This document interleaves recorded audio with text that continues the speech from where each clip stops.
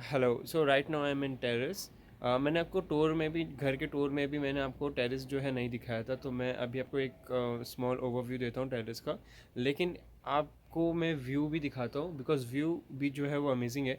लेकिन यहाँ पे फॉग जो है काफ़ी ज़्यादा है।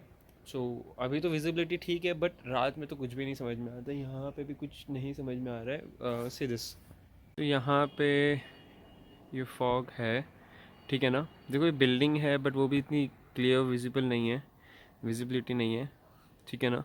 तो ये तो अभी 11 बजे का टाइम है, तो ये हाल है। मॉर्निंग 5-6 तो बिल्कुल भी नहीं होती है। ये स्कूल है, गयानंदा स्कूल। तो ये अभी विजिबल है, बट 4-5 बजे ये भी नहीं दिखती है। इतना ज़्यादा फॉग होता है। एंड यहाँ पे स्टेज बन रहा है। आई थिंक एनुअल फंक्शन होने वाला है। ये स्कूल का ग्राउंड है, यहाँ पे एनुअल फंक्शन होने वाला है। एंड अच्छा, and this is the terrace, ठीक है ना। एक ये पार्ट है और एक वो वाला पार्ट है। तो I show you the another part.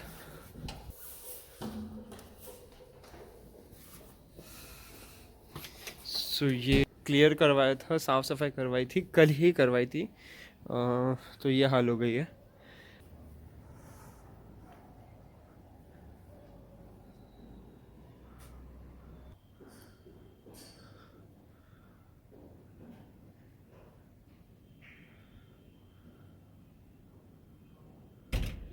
अच्छा, ये जो विलास होते हैं ना, इनको मेंटेन करना is a really difficult task, ठीक है। I would say because the reason is कि काफ़ी जो विलास या जो घर होते हैं ये काफ़ी बड़े होते हैं।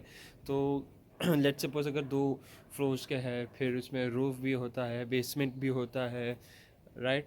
मल्टीपल ये भी होते हैं, रूम्स भी होते हैं, ठीक है।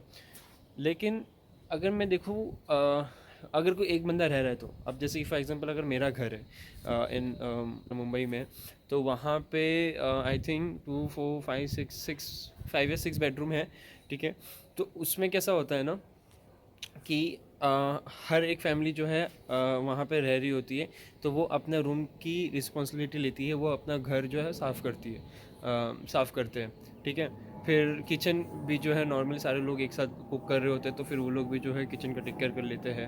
हॉल कोई ना कोई जो है साफ़ कर लेता है, टेरेस कोई ना कोई साफ़ कर लेता है, राइट।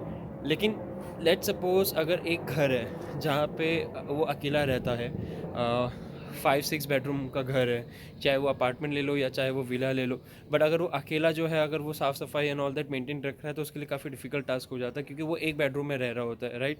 लेकिन तो जब वो अब जिस बेडरूम में वो रह रहा होता है, वो उस बेडरूम को जो है वो साफ़ करता है। लेकिन फिर वो दूसरा तीसरा चौथा बेडरूम जो है वो ऑटोमेटिकली गंदा हो जाता है। अगर वहाँ पे काफ़ी ज़्यादा लोग अगर रह रहे हैं एक घर में, हर एक रूम में अगर कोई रह रहा है, तो वो अपना रूम जो है क्लीन करेगा, तो ऑटोमेटिकली वो घर ऑटोमेटिकली जो है वो मेंटेन रहता है। बट एक बंदा कितना जो है मेंटेन रख सकता है, तो उसके लिए फिर उसको मेड रखना पड़ेगा, फिर उसको क्लीनिंग स्टाफ रखनी पड़ेगा, अगर वो अकेला रह रहा है घर के अंदर, तो वैसा सीन है। तो यहाँ पे जो विलाज है सुपर इंटेंशनल सिटी में, वो काफ़ी ज़्यादा जो है काफ़ी ज़्यादा जो है वो बड़े हैं। लेकिन अगर कोई एक सिंगल फैमिली रह रही है 5 बेडरूम हॉल किचन के विला में, तो उसको फिर एक जो है एक सर्वेंट क्वार्टर भी जो है अलग सा बना हुआ है किचन एरिया में, तो वो अपने सर्वेंट को जो है प्लेसमेंट देगा, अकोमोडेशन देगा, और फिर वो सर्वेंट का काम होगा कि पूरा घर को जो है मेंटेन, साफ़ सफाई, डस्टिंग, क्लीनिंग एंड एवरीथिंग वो जो है वो करे, लाइक दैट। और क्योंकि जाहिर सी बात है ना, जब इतना बड़ा घर है तो उनका मेंटेनेंस ज़्यादा रहता है, फिर आपको फिर सर्वेंट का, फिर उनको उनकी फ़ीस जो है वो देनी पड़ती है, क्लीनिंग स्टाफ उनको देना पड़ता है, तो फिर आपके जो मेंटेनेंस कॉस्ट है वो काफ़ी ज़्यादा जो है इंक्रीज़ हो जाता है, वैसा सीन होता है। अभी जैसे कि ये सारे अपार्टमेंट्स में, मतलब दो दो बेडरूम हॉल किचन के जो अपार्टमेंट्स होते हैं, उसको मेंटेन रखना बहुत इजी होता है। कोई कोई लंबा काम नहीं है, 30-40 मिनट में जो है घर साफ़ हो जाता है। बट अगर हम इन सब की बात करें, ये घरों की, तो इनमें जो साफ़ सफाई जो है पूरा दिन लग जाता है विलास में। मैंने कल एक बंदे को बुलाया था क्लीन करने के लिए, पूरा जो उससे पूरा घर जो है उसे क्लीन किया वापस। मैंने इसको 14 दिन पहले बुलाया था संडे को, और अब फिर आफ्टर 14 डेज़ मैंने उसको संडे बुलाया। तो उसने फिर ना बेसमेंट क्लियर किया, फिर फर्स्ट फ्लोर सेकंड फ्लोर, मेरा रूम, किचन, एवरीथिंग जो हुआ सब कुछ। तो वो मॉर्निंग 10 o'clock आया था, ठीक है। फिर वो जो है वो 6, 6:30 बजे के आसपास शाम में वो गया। पूरा दिन जो उसने जो है सफाई की, उसने सब कुछ क्लीन किया, हर एक रूम को, ऊपर roof, kitchen, basement, everything, store room जो भी है, तो सब कुछ क्लीन किया। तो पूरा दिन जो बंदे का ना वो यूटिलाइज हो गया, वैसा सीन होता है। और यहाँ पे फिर क्लीनिंग के लिए भी मिलती नहीं है सुबह इंटरनेशनल सिटी में, मतलब आउटसाइडर्स को फिर ढूंढना पड़ता है, कॉल करना पड़ता है, रेफरेंसेस देना या देना पड़ता है, समथिंग लाइक दैट। ओके, सो आज अभी जस्ट अभी मेरे एक फ्रेंड ने मुझे कॉल किया था, and he was asking me about online MBA programme. तो उसको जो है वो ऑनलाइन एमबीए प्रोग्राम करना है, and he was asking me which is good, online MBA programme is good, और जहाँ पे हम एंट्रेंस एग्ज़ाम क्लियर करते हैं या फिर फिजिकल क्लासेस के लिए बैठते हैं, वो एग्ज़ाम जो है वो प्रोग्राम अच्छा होता है, या ऑनलाइन ई एम बी ए जिसे बोलते हैं वो अच्छा होता है। सो आई सजेस्टेड कि ई एम बी ए जो है वो अच्छा होता है। रीज़न ये होता है कि अगर आप ऑनलाइन एमबीए कर रहे हो, ठीक है, तो साइमल्टेनियसली आप अपना वर्क एक्सपीरियंस भी जो है वो आप बता सकते हो। लेट्स सपोज जितने भी जो ऑनलाइन एमबीए कर रहे हैं आज के टाइम पे, वो कहीं ना कहीं एमएनसी मल्टीनेशनल कंपनी में जो है वो वर्क भी कर रहे हैं। वो मंडे टू फ्राइडे जो है वो काम करते हैं, और फिर सैटरडे संडे वो अपने ऑनलाइन एमबीए के लिए वो लेक्चर्स भी अटेंड करते हैं, बिकॉज ऑनलाइन एमबीए का जो लेक्चर्स का जो टाइमिंग होता है वो सैटरडे संडे होता है, वीकेंड्स पे। क्योंकि देखो जो भी यूनिवर्सिटीज़ जो ऑनलाइन एमबीए प्रोवाइड कर रही है, उनको भी पता होता है कि जिनके जो जो स्टूडेंट्स हैं वो 70% कॉर्पोरेट स्टूडेंट्स हैं, जो कॉर्पोरेट कंपनीज में जो है वो काम कर रहे हैं, राइट। ये और सिर्फ कॉर्पोरेट ही नहीं, मैं खुद जो है वो डी वाई पाटिल यूनिवर्सिटी से जो है ऑनलाइन एमबीए परस्यू कर रहा हूँ। तो मुझे भी पता है, क्योंकि मेरे मेरे जो बैचमेट्स जो है जो ऑनलाइन एमबीए कर रहे हैं, वो बैचमेट्स इंडियन आर्मी से भी है, वो बैचमेट्स जो है वो कॉरपोरेट वर्ल्ड से भी कनेक्टेड है।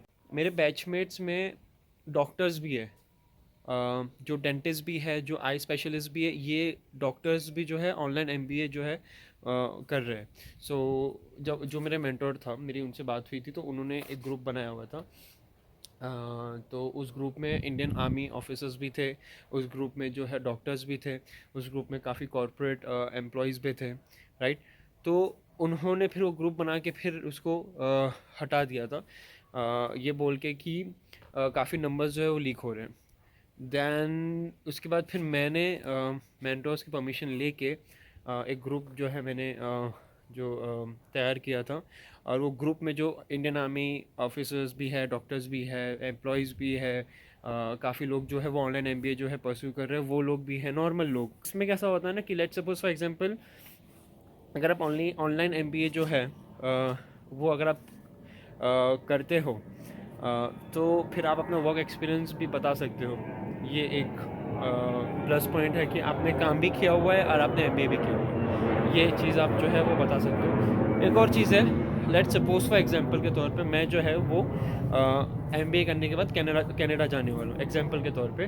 तो मेरा जो एलिजिबिलिटी पॉइंट्स जो होता है वो बहुत ज़्यादा हाई हो जाता है अगर मैंने एमबीए यहाँ से किया है, और मैं अगर पीआर के लिए जो है फ़ाइल करने वाला हूँ। तो पीआर के लिए जो है एलिजिबिलिटी पॉइंट्स मैटर करती है। तो मैंने यहाँ से जो है अगर मैंने एमबीए नहीं किया होता डीवाई पाटिल से, तो और अगर कनाडा टोरंटो में अगर जाके लेट्स सपोज अगर मैं एमबीए कर रहा होता, तो मुझे कॉस्ट जो है वो कहीं ज़्यादा पड़ जाती। बट अगर मैंने एमबीए यहाँ से किया है और मैं डायरेक्टली अगर पीआर के लिए फ़ाइल करूँ कनाडा में, तो कॉस्ट की रिडक्शन हो जाएगी अच्छी खासी, ठीक है, क्योंकि मेरा जो एलिजिबिलिटी पॉइंट है पीआर के लिए फ़ाइल करने के लिए वो बढ़ जाती है पॉइंट, वैसा होता है। तो जो लोग अगर एमबीए करना चाहते हैं यहाँ से, मुंबई इंडिया से लेट्स सपोज, तो और वो फिर अगर कनाडा में पीआर फाइल करना चाहते हैं, तो वो इजीली भी जो है वो हो सकता है, क्योंकि फिर आपके एलिजिबिलिटी पॉइंट जो है वो इंक्रीज़ हो जाती है, लाइक दैट। सो वो भी आप जो है कर सकते हो। तो वो ऑनलाइन एमबीए का जो है वो बेनिफिट है, बिकॉज ऑनलाइन एमबीए भी आप कर रहे हो, साथ में आप कॉर्पोरेट काम भी कर रहे हो तो आपका जो वर्क एक्सपीरियंस भी है, एमबीए का पॉइंट्स भी है, वो कैलकुलेट होकर एलिजिबिलिटी पॉइंट जो है वो इंक्रीज़ हो जाता है, लाइक दैट। एनीवेज, अभी येस्टरडे मैंने संडे के दिन मैंने एक सेमिनार रखा था, डिजिटल मार्केटिंग के ऊपर, जूम सेमिनार था। ओके। लेकिन हुआ क्या, रजिस्ट्रेशन आई थी 396 रजिस्ट्रेशन आई थी। और एंड जो स्पीकर थे वो he was waiting for at least 300 peoples कि जो है will start introduction to digital marketing. ठीक है, 1 घंटे का सेशन था, रिकॉर्डेड सेशन था। ठीक है। एंड फिर हुआ क्या कि सिर्फ जो है वो 63 या 64 लोग जो आए थे, इतने सारे लोग आए थे, और उनमें से एक्टिव जो थे वो कुछ 45-50 लोग थे। बाकी 12-13 लोग तो पता नहीं क्या ही कर रहे थे, आ रहे हैं जा रहे हैं। So it was something like that. तो अच्छा, अमूमन ये होता है कि जो रजिस्ट्रेशन लिंक आती है, ऐसे रजिस्ट्रेशन करते हैं लोग, बट दर हकीकत लोग बहुत कम आते हैं, बिकॉज वो रजिस्ट्रेशन चलो वो ऐसे नॉर्मली कर ही लेते हैं, देखा जाए तो। बट अच्छा, अब रजिस्ट्रेशन तो हो गई, अब रजिस्ट्रेशन हो गई तो लगता है कि चलो 100% जो है लोग आएंगे, बट उसका 40-30% ही है जो लोग आते हैं, 40-30% के रेशियो में जो है लोग ज्वाइन करते हैं। सो अच्छा, जब मैंने अपना फर्स्ट सेमिनार किया था ना मुंबई यूनिवर्सिटी में, वो that was not virtual seminar, वो एक राजीव गांधी सेंटर के अंदर पूरा कॉन्फ्रेंस सेटअप बना के उसको वहाँ पे हमने ना सेमिनार किया था। मैंने वहाँ पे 2-3 सेमिनार किया है। तो जब पहला सेमिनार था, the speaker was Tahir Sarikot. हमने जो है वो एंटरप्रेन्योरशिप या कुछ तो टॉपिक पे हमने इसको स्टार्ट किया था। तो वहाँ पे रजिस्ट्रेशन वाज 100 पीपल। तो आई वाज थिंकिंग कि यार 90 to 100 पीपल आएंगे, तो उसके हिसाब से ना मैंने एक पूरा कॉन्फ्रेंस सेटअप जो है वो बनाया हुआ था। बट हुआ क्या, 90-100 के रेशियो में 90-100 पीपल तो आए ही नहीं, लेकिन आई थिंक 8 and 8 16 लोग आए थे अप्रॉक्स। तो फिर मुझे सीटिंग अरेंजमेंट भी 16 लोग के हिसाब से करनी पड़ी, कॉन्फ्रेंस एक टेबल बीच में, फिर वो सीटिंग अरेंजमेंट जो है मुझे करना पड़ा, वापस से सब कुछ करना पड़ा, बिकॉज मेरे को लगा था कि 100 पीपल तो आएंगे, बट आए नहीं। तो ऐसे ही होता है, रजिस्ट्रेशन इतनी ज़्यादा होती है बट आते बहुत कम लोग हैं। अब नेक्स्ट सेमिनार के लिए मैं प्लान कर रहा हूँ, बट लेट्स सी क्या होता है। कुछ कॉलेजेस से बात करके उनके स्टूडेंट्स को एनरोल करेंगे। तो लेट्स सपोज फॉर एग्जांपल के तौर पे कि अगर कोई कॉलेज अगर कहती है कि हाँ हमारे स्टूडेंट्स भी आएंगे, तो फिर वो फॉर श्योर स्टूडेंट्स आएंगे, फिर वो ऐसा नहीं होगा कि नहीं आने वाले या समथिंग लाइक दैट। तो सोच रहा हूँ कि कुछ कॉलेजेस को कह के ऑफिशियल इनवाइट भेज के एक प्रॉपर सेमिनार करे डिफरेंट टॉपिक्स के ऊपर, राइट। सो सोच रहा हूँ कि ऑफिशियल इनवाइट भेजूँ, और वहाँ पे